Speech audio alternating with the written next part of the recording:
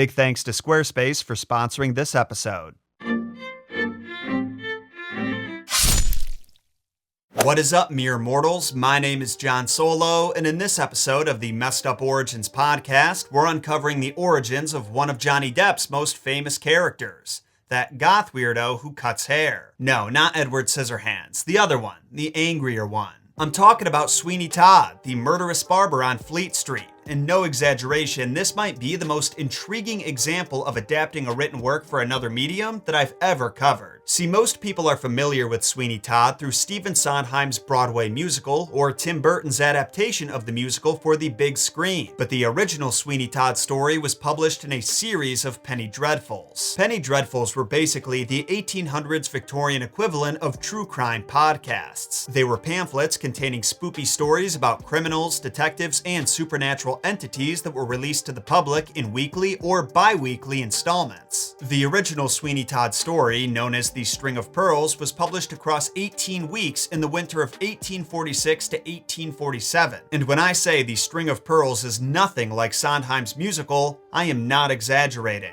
Granted, this should be somewhat expected because stage adaptations always add their own creative spins, and Sondheim's version is technically an adaptation of Christopher Bond's play from 1973, so he wouldn't even have had to read The String of Pearls to write the musical. Regardless, I couldn't help being fascinated with the massive differences and subtle similarities with their plots, because as different as they are, you can still spot the seeds where specific elements and themes sprouted from in the source material. The musical portrays Sweeney Todd as an anti-hero. He's a bad barber who murders his innocent customers so his partner in crime can bake them into pies. His business would be one of the lowest rated on Yelp, but the audience still can't help cheering for him on his quest for revenge against Judge Turpin. Turpin is the sociopath who created this razor-wielding monster by ripping him away from his family and wrongfully imprisoning him for 15 years. Yeah, when you find out that happened to him, you can't help feeling sorry for Sweeney Todd, formerly known as Benjamin Barker.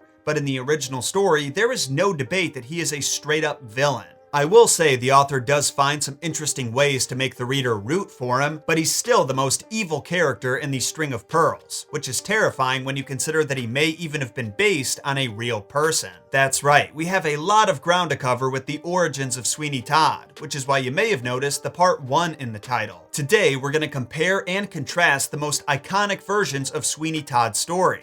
And in part 2, we'll finish up that comparison as well as determine whether or not this tale is based on true events like the legend says.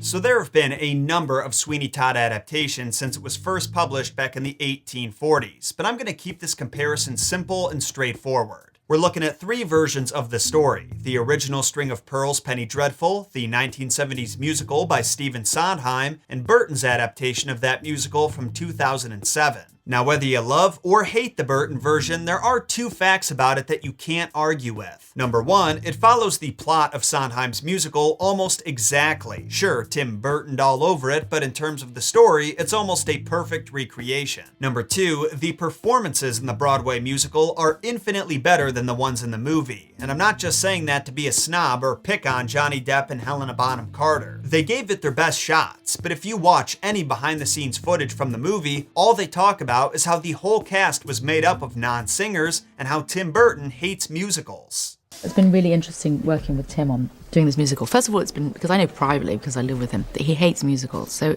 it's kind of fantastic that he's doing one.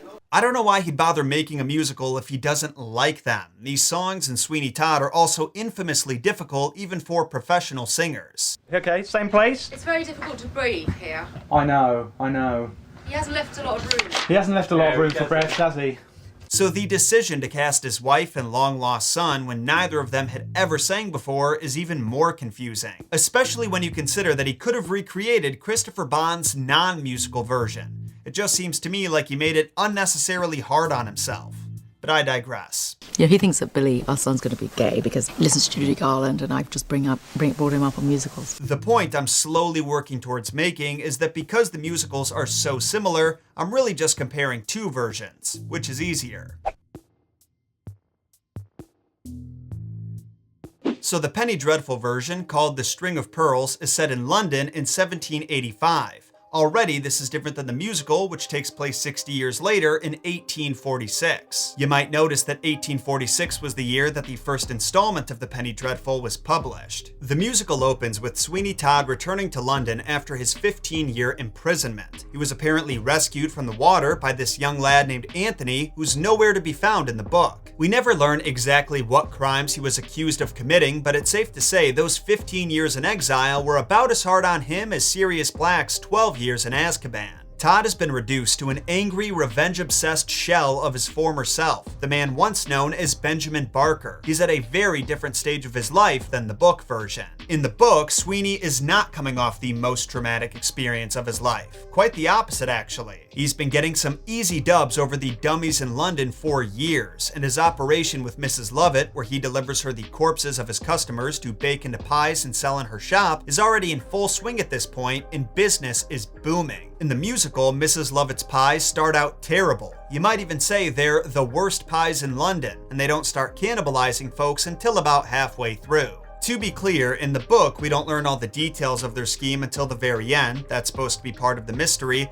but over the decades, it's become the most iconic part of the musical, so I figure it's pretty pointless for me to try to keep that hidden. I'm still not going to spoil the specifics of their process, though, because that is a little different than the musical. So the book opens by introducing the setting and our villain, Sweeney Todd, who's described as a long, low-jointed, ill-put-together sort of fellow with an immense mouth and such huge hands and feet that he was, in his way, quite a natural curiosity. And there never was seen such a head of hair as Sweeney Todd's. We know not what to compare it to. Probably it came nearest to what one might suppose to be the appearance of a thick-set hedge. Honestly, not far off from Johnny Depp's portrayal of the character, though that white streak is giving off some serious goth rock vibes. We're also told that Todd has an awful laugh that sounds like a hyena's, and there's a few different moments throughout the story where people that Todd is talking to are startled to hear him laugh, then ask him not to make that noise anymore. It's a hilarious detail that I wish they included in the play, but I'll get over it. So the catalyst for the book's events happens in the very beginning. A sailor named Thornhill enters Sweeney's shop and is never heard from again. You can probably guess what happened to him, but the book is real sly about it. It only says that Sweeney stepped away from shaving Thornhill to enter his back room, and when he returned, Thornhill had disappeared, leaving behind his hat, his walking stick, and his dog, who was patiently waiting for him outside. Now, this dog would prove to be a problem for Sweeney, because he was a very good boy and loyal to his master. So loyal that when a day had passed and Thornhill still hadn't come out of the shop, the dog swam down the river to Thornhill's sailor buddies and dragged them to Sweeney Todd's. If that wasn't clue enough for the sailors that something sus was going on, Sweeney would make it loud and clear for them when he opened his front door just to swing a metal pipe at the dog. Just awful, but it's a pretty hilarious image if you think about it. There's also a great quote from one of the sailors who says, "We must inquire into this. There seems to be mutual ill will between the man and the dog." So the captain of the ship and his men ask Todd if anyone resembling a Navy officer has been to his shop, to which he truthfully answers yes. But then he adds that the officer got into a scuffle at the market and was arrested. That kind of behavior from Thornhill wasn't surprising to his co-sailors, but Todd also told them that Thornhill mentioned a meeting with the daughter of a spectacle maker. With that in mind, they set off to see if they could track down their missing man. But curiously, Thornhill's dog was rooted to his spot in front of Sweeney's shop, so they had no choice but to leave him there. Now, that spectacle maker's daughter I mentioned, her name is Joanna Oakley, and she's the namesake for Sweeney Todd's estranged daughter in the musical. Both versions' plots revolve heavily around her romance, but once again, in different ways. In the book, Joanna is in love with a man named Mark Ingistry, who set sail on a voyage to India exactly 2 years prior. Despite her parents' wishes, she faithfully waited for his return throughout the entire 2 years. The plan was for them to build their life together with the money he made from his excursion. Sadly for Joanna, though, the reason that Thornhill planned on meeting with her after his appointment with Todd was to tell her that her beloved Mark had been killed in a shipwreck. So after Thornhill disappeared, it fell on Colonel Jeffrey to deliver the news. The colonel was on board the ship that rescued Thornhill and his dog from the shipwreck that killed Mark Ingistry, so while he had no personal connection to the couple, he felt it necessary to inform Joanna so the poor girl wasn't waiting around in limbo. But he had more to tell her about than just Mark's death. Apparently, Mark had given Thornhill a very valuable string of pearls to give to Joanna, so Thornhill's disappearance meant the disappearance of the pearls as well. Colonel Jeffrey does manage to meet with Joanna and fill her in on all of this, and to Joanna's credit, she didn't really care much about the valuable string of pearls. She wasn't too concerned about Thornhill either, actually. The only thing she could focus on was the death of her one true love. Joanna in the musical also goes through some romantic issues, but they're of a very different kind. In this version, her mother Lucy was sexually assaulted by the same Judge Turpin who had wrongfully imprisoned her father, and Lucy was so traumatized by the event that she drank poison to commit suicide. After this, Joanna was adopted and raised by Judge Turpin, who sheltered her from the outside world her entire life, then decided he should marry her just to keep her extra safe. Meanwhile, she really wants a relationship with Anthony, the young lad who Todd sailed into London with. So at this point, you've been introduced to all of the main characters and components of the book, as well as their musical equivalents. You have Sweeney Todd and Mrs. Lovett's meat pie scheme, Joanna's hopeless romance with Mark, planting the seeds for her forbidden romance with Anthony, and of course, the string of pearls, which go on to serve as Sweeney Todd's motivation in the same way as his revenge does in the musical. Because somehow, Sweeney Todd found himself in possession of the pearls that Thornhill was supposed to deliver to Joanna, and he learns they're worth about 11,000 pounds, which is roughly 300,000 US dollars in today's money. In other words, it's more than enough for Sweeney to close shop at his murder factory and retire in a faraway land. All he has to do is find a way to sell the pearls and leave town without attracting too much attention. And the story follows him on this journey while Joanna and the sailors try to find out the truth about what happened to Thornhill. If you haven't figured it out yet, there are a ton of moving parts in this story, and as much as I would love to include every little detail because the book is full of great little moments and side stories, this episode would literally be hours long if I did.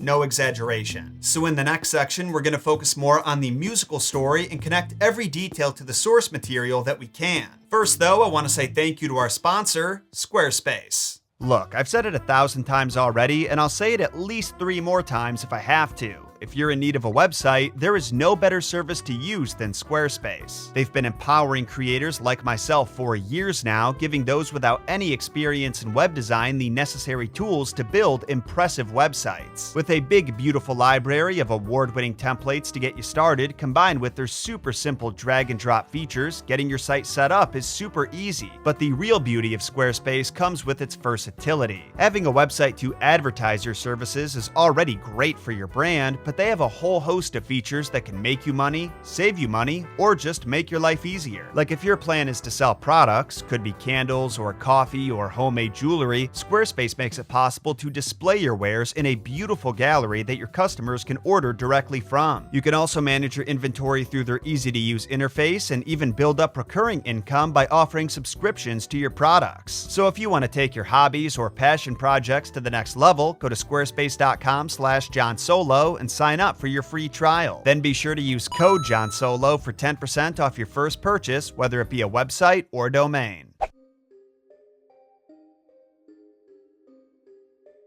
So you know that dramatic moment at the end of the musical's first act where Mrs. Lovett reunites Sweeney Todd with his razors and he screams really loud about his arm being complete again? Well, I would equate the power that he felt in that moment to when he finds the pearls in the book, because after said events, both versions of Sweeney start sprinting towards their individual goals. In the book, that goal is to sell the pearls in a way that's both untraceable and doesn't force him to answer any questions about where he got them. He tries a regular old jewel broker, but that ends up backfiring when he's asked to show the proper paperwork to prove his ownership. Poor Sweeney has to snatch the pearls back from the jeweler and run home through the most dangerous part of London, where he almost has the pearls stolen from him by other thieves and wannabe heroes who assume that he's running because he's done something wrong. In the movie, Todd's goal is to get revenge on the Londoners who drove his wife to suicide, specifically Judge Turpin and his creepy assistant, Peter Pettigrew. And to build some hype for his shop, he enters a shaving contest with Pirelli, who sells a miracle elixir that smells like piss. Here we have yet another connection to the book in the form of Pirelli's apprentice, Toby. In the original story, there is no Pirelli, but Todd has an apprentice named Tobias Ragg. He's a soft-spoken young man who got the job through his mother. She thinks that Sweeney is just the kindest man, but throughout the story, Sweeney mentally and physically abuses Tobias so that he's too scared to report his suspicions about the barber's crimes to law enforcement. As fans of the musical will know, Toby goes on to work for Todd and Mrs. Lovett as well. After Todd crushes Pirelli in their duel of the shaves, Pirelli realizes that his opponent must be his old master, the infamous Benjamin Barker, who's supposed to still be in prison. He threatens to report Todd to the law unless he pays him half his profits going forward, but Todd doesn't like this idea, so instead, he chooses to murder Pirelli. In the movie, he bashes his brains in with a tea kettle, while in the stage play, he strangles him. In both versions, they slit his throat to finish the job. With Pirelli having disappeared without a trace, poor Toby has no choice but to live and work for Mr. Todd and Mrs. Lovett. Meanwhile, the need to dispose of Pirelli's body gives these two psychos their genius business idea: baking people into pies, and soon enough, their bakery is the talk of the city. Now remember me mentioning that your boy Judge Turpin is trying to marry Joanna, his adoptive daughter? Well, you might be surprised to hear this, but she thought that idea was kind of gross, so she set up a plan with Anthony to rescue her before that happened. Only problem was that Turpin found out about that scheme, so to make sure that no man ever see Joanna again, he has her locked up in a madhouse. Once again, we have an element from the book, the madhouse, but it's used in a completely different way. In the book, we follow Sweeney's apprentice, Tobias, as he slowly starts to crack under the pressure of knowing his boss is doing something evil, but also being too frightened to investigate it or tell anyone. Sweeney had beaten him every day since he started working for him weeks prior, and worse, Sweeney was threatening to report Tobias's mom to the law for stealing a silver candlestick from a rich man whose house she cleaned. Let's go, come on. Think Gunther's taking on some co-host responsibilities. You're gonna have to if you want to keep coming on camera like this. Todd tells Tobias that his mother will be hanged if the law finds out, and Tobias is just too scared to risk that being true. What he doesn't know is that it was really Sweeney who stole the candlestick, and Tobias's mom brought it back to the rich man to save him from being hanged. Like I said, Sweeney Todd is no anti-hero in this story. He's straight up evil. Do you have to do that right now? It's not like I'm a meat pie. So one night, when Sweeney has left his shop to try selling the pearls at another pawnbroker, Tobias hits his breaking point and forces his way into the back room at the barber shop to find out what his boss has been up to. He doesn't find any bodies, but lo and behold, he finds dozens of ornate walking sticks, hats, jewelry, even swords. And that's enough evidence for him to decide that Sweeney Todd is murdering his customers. He doesn't know how because Todd has sent him out of the shop on errands whenever a potential victim has walked in, but he does know he has to get the hell out of there. Only poor Tobias doesn't make it very far. When Todd gets back from the pawnbroker, he sees that his back room has been broken into and ambushes Tobias at his mom's house. Then, when Mrs. Ragg sees how panicky and frazzled her son is, she trusts Todd with taking him to a madhouse for treatment. Here's the really messed up thing though. This isn't the first time Todd has had one of his apprentices locked up. When the previous young lad working for him got wise, Todd just bribed the madhouse to take him in, and they killed him. It's scary to think that something like that was possible back in the day. Later in the story, we meet another woman in the madhouse who is set to inherit a bunch of money from her aunt, but her parents wanted it, so they had her declared insane before she was old enough to receive it. It's crazy. We're in the middle of a story where people are being killed and cooked into pies, and that's arguably not even the darkest element in it. Anyway, while we're on the subject of people being locked up, I should tell you that this entire time, your adorable dog Copper has been locked in my oven. Okay, not really, but I do kind of hope that at least one of you has a dog named Copper that you maybe hadn't seen in a while, so you thought, whoa, did he really kidnap my dog? I would never, but there really is one other character who's being imprisoned against his will, besides Joanna and Tobias. You haven't met him yet. He's Mrs. Lovett's assistant. Like I mentioned, Lovett's Pie Shop is London's premier meat pie palace from page 1 of the book, and she needs a helping hand to satisfy all those customers. But remember, Lovett's pies are made out of people, so the only way to keep those herbs and spices a secret is to make sure that whoever's helping her can't tell anyone. And the only way to do that is by imprisoning them in the bakehouse. Lovett chooses her assistants using a similar strategy to the one Sweeney uses to choose his victims. When an outsider or newcomer to London, someone without any loved ones to check in on them, stops by her shop asking for work, she leads them into the bakehouse. She tells them you can live here as long as you want and eat as many pies as you want, but there are 2 rules. Make the pies when I tell you, and as long as you work here, you can't ever leave. And usually these desperate individuals would accept her offer, assuming they could leave when they quit the job. Oh, but how wrong they were. Whenever an assistant stopped cooperating or figured out that the meat they were stuffing into pies was human, Sweeney would enter the bakehouse through a hidden entrance and crush their skull with a hammer. Then the former assistant would be baked into pies by the next poor schmuck they lured down there. We aren't told much about our current assistant, but at this point in the story, he's been down there for a few weeks, and as you can imagine, he's starting to lose his cool. He still hasn't realized that he's making people pies, but he's found some creepy-ass messages written on walls and scraps of parchment claiming that anyone who stops cooking will have their throat slit during the night. So while he may not know much, he's pretty sure that if he wants to live, he has to keep working. And in the meantime, he'll have to find a way to break out of the underground labyrinth that he's been locked inside of. And you will have to wait until next week to see if that happens, as well as what happens to Tobias and Joanna. What horrors are waiting for them at the madhouse on Peckham Rye? Will Sweeney Todd find a way to sell his pearls? And don't forget about the sailor's investigation into the barber shop. We're going to be tying up all of those loose ends next week in the epic finale of our annual Spoopathon. And we'll be looking at the real-world events that led to this story's creation. In the meantime, don't forget to embrace your inner Sweeney and slit the throat of those like and subscribe buttons so you don't miss part 2. And just to be safe, you might want to follow us on your favorite podcast platform because we all know how rarely the subscribe button works at this point. Links are in the description and pinned comment. Until we meet again next Thursday, my name is John Solo, and don't forget, John shot first.